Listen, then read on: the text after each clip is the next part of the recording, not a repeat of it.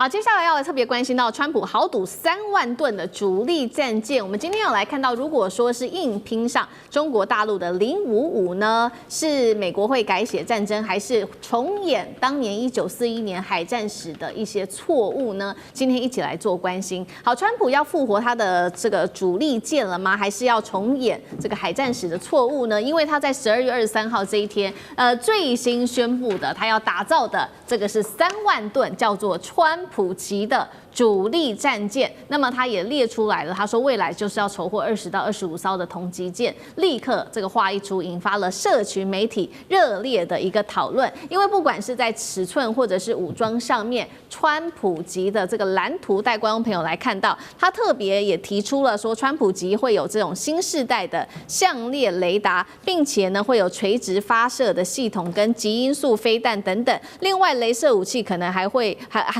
配备的东西，包括了雷射武器啊、核子巡弋飞弹跟电磁炮等等的设备。所以我们要来看到，目前在海上面对。另外是解放军他有的05大驱满载台水量13000吨，川普现在打造的这个是3万吨的主力战舰，还说了他要搭配包括了电磁炮、核武，在现代的海战中这样的巨舰是关键战力，还是这种政治宣传意味比较浓厚？舰长怎么看？首先，我听到这个完毕，我看完之后，第一个我的想法就是，川普真是雄心壮志，在讲的这个东西，你知道？刚刚很多东西我先说好了，他说这个叫川普级，这句话就是标标准准的外行。什么叫做级啊？就是我们成功舰是叫成功级嘛，它有8艘。为什么叫成功级？因为第一艘叫成功舰，所以它全部叫成功级。我们的康定级有6艘，它第一艘叫康定舰，所以叫康定。全世界的船的命名都是这样的。这一行船的第一艘是谁，就叫这一级。川普级不可能的，因为他是总统，所有美国总统都只命名在航母，就是说也许有一天他会变成某一艘航母的，就川普舰，那是有可能的，但是不可能变成主力战舰。主力战舰通常都是死掉的政治人物，已经不存在的。美国的大概习惯都是这样，所以他说的这个东西根本，第一个这个川普级就是不对的，第二个，美国的战舰都老了。他们在1980年代的时候，因为有这个苏联，他们还有那种忧患意识，所以在那个年代，他们研发出了很多很好的武器，好比说神盾舰，好比说 F-16，都几乎在那个时候。那过了那段时间，你知道，1980年到现在，他几乎没有换过他的主力舰哦，神盾舰的驱逐舰、巡洋舰还是那些，还是那个形式过来。所以，如果他不是那么这个叫做经济破窘，这个财政有问题，他早该换全新的战舰了。他换了一些滨海的那战舰都是失败的，那也不是主力战舰。所以他这一次换一个主力战舰是到时间了，应该要去换。但是3万吨哦，实在是让我第一个就是他的个性，他就喜欢吹嘘，我一定要比你大，你知不知道？你看全世界现在最大的是这个动物12000马。我比你1倍还要再大，但是这个大有什么用呢？我先说第一个，你知道这个是多少钱？他把所有的幻想式的美好的武器全部摆上去了。那你有好几样东西，他目前根本就做不到的。好，没关系，你去做。你有钱吗？像美国最近所有的多项的计划，说给你听哦。海狼号称全世界最厉害的攻击核子潜舰，他要做29艘的，最后3艘。朱瓦特级全世界最厉害的战斗舰，原来就是像这种的战斗舰，主力战舰要做32艘的，结果做了3艘。他原来的 F-22最厉害的隐形战斗机 F-22要做750架，结果只做了190架。那6代战机已经取消的，因为老共去年的2个6代战机出来，他才 F-47才出现 ，F-17现在只在画图，还不知道最后什么。那你说这个东西？它能够延续下去，它能够做几艘，我真的怀疑。那当然还有一个，最后一个就是，也许他真的很有钱，也许他真的有决心，他可以去做。但是我跟你讲，未来的战场就是，刚刚其实介大使有讲，就是要小，武器要小，要小就便宜，所以就很多大量精准，分散，这是未来的发展。这种高大上的载台，这就是高大上，而且是超级高大上载台。已经不适合未来的战场。好，所以超级高大上的载台，那过去我们也看到，不管是他们的美国的战舰或者是战机，在生产上面也都不顺利。接下来它可能烂尾的可能性又有多高呢？上次哥怎么看？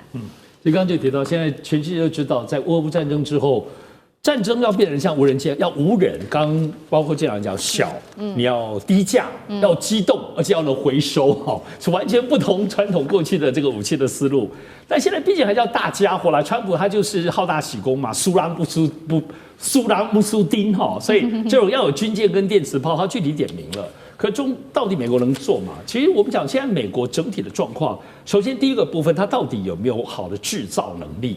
整个在军工业都知道有很大的问题。现在全世界它是继续在卖武器的，包括对台湾，但都不交货。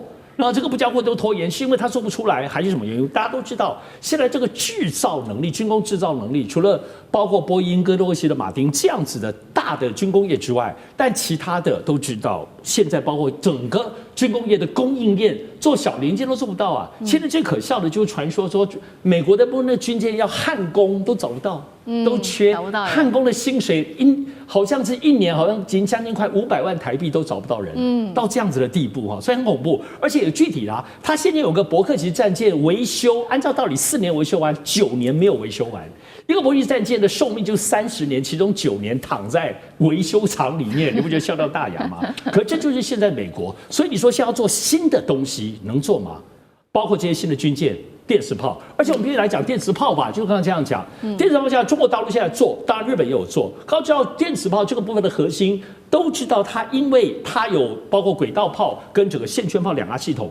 过去来讲，美国在头有所抉择，可是中国是2方面同时去研发，找到最适合的。当然，脉冲能力、能源转换能力背后有一些理论机制，可最大关键就是电源控制问题。船上的电源，你要什么？锂电池。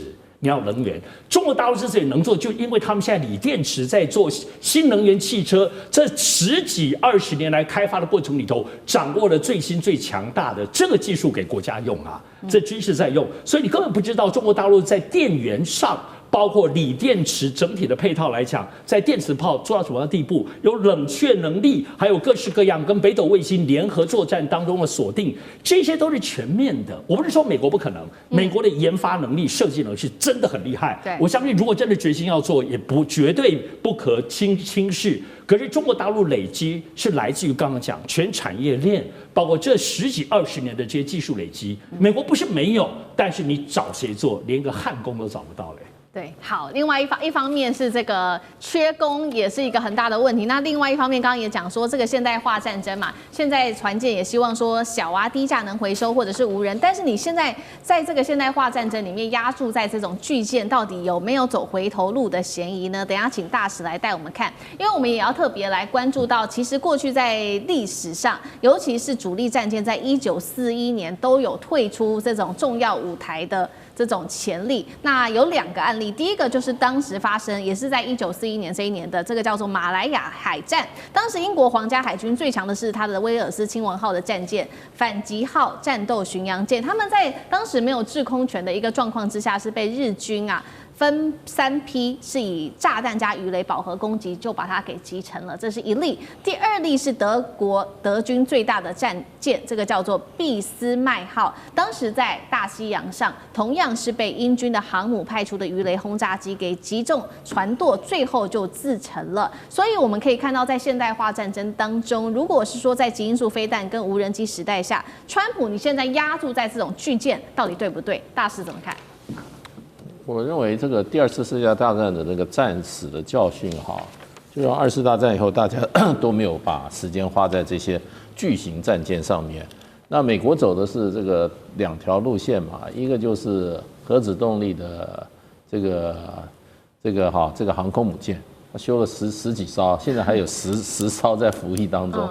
另外一个，美国认为它现在最大的海中战力就是核子动力的潜水攻击性潜水艇。那这个它潜到水里面，它根本不要升起来它是永续续航的，在水里面把你这些大战舰都给你干掉。我觉得很巧，讲这个题目之前，我昨天还在看到一个片子，讲那个日本的大和号，因为这边讲了2个，一个是英国的这个威尔斯亲王号，另外一个是德国的这个俾斯麦号。俾斯麦对，俾斯麦，威尔斯亲王号是满载排水量4.3万吨，哇塞不得了，4.3万吨是现在一个所谓的2栖攻击舰啊。中国09、076哈、075，大概都是在4万多吨，那几乎就是一个中小型航母了。那时候是一个战舰。那俾斯麦号也不小，俾斯麦号事实上的话，它有多大？它也有4.1万吨。那日本那时候修的更疯狂，日本有2艘舰，主力战舰，比川普的还大啊，比川普大2倍啊。一个叫大和号，你知道它多大？6.9万吨。然后另外还有另外一个武藏号，对不对？7.2万吨。我老天啊，跟现在的这个航空母舰，这2艘日本的大舰最后都是大而无当，被美国用这个战斗机跟潜水艇就集成在冲绳这个琉球附近的水里。武藏号也好，现在都葬，所以这个名字取不好，它现在也是葬身海底。对，所以这些大巨舰在海战上通通都没有存活。大而无当。那川普这个他说是3万多吨嘛，好，3、4万吨。那记者在他讲完以后，哇，就问说你什么时候可以修好？他马上就傻在那个地方，2年半。不可能，2年半图都画不出来。可是川普他说2年半啊，他说他正要跟各个厂商明天我要跟他们见面，我还要跟他们算个账。他还要算什么账？他们搞那个福特舰搞的这个大窟窿，那个是一个这个钱坑，意思就是说又修不好，又不能用，每天就要花钱。他说还讲这个是在 North Carolina 哪一个这个造船公司做的，他把点名出来。前一阵子川普不是说，他说那个福特号干嘛用雷射弹射，我们给它改回到蒸汽弹射。所以可见他那个弹射系统是花了不少钱。川普最讨厌浪费钱。可你看他问题那么多，然后呢要造这么大的舰，然后他说是100倍的舰，他说比现在所有的这个海上的战力多100倍。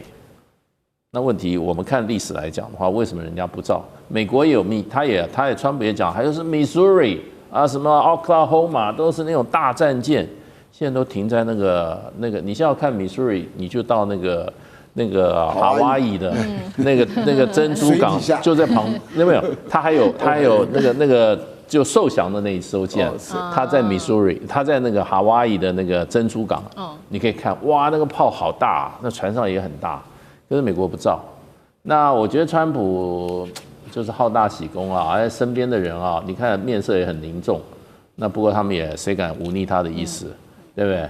都是只能拍他的马屁，顺。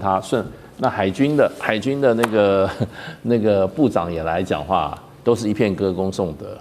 那不晓得啦，这艘船的命运是如何？不过2年半，我今天听了川普讲2年半，我就想说，你是不是要委托别的国家帮你造美国的造船能量在哪里他所有说的东西都是在他卸任之前要做。金琼3年之内服刑，这个2年半都是在他卸任之前。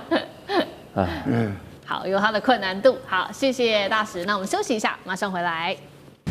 地缘政治、美中之争、战略价值、强权崛起、小国生存，现在与未来洞悉事件走向，掌握世界脉动，全球观点尽在环球大战线。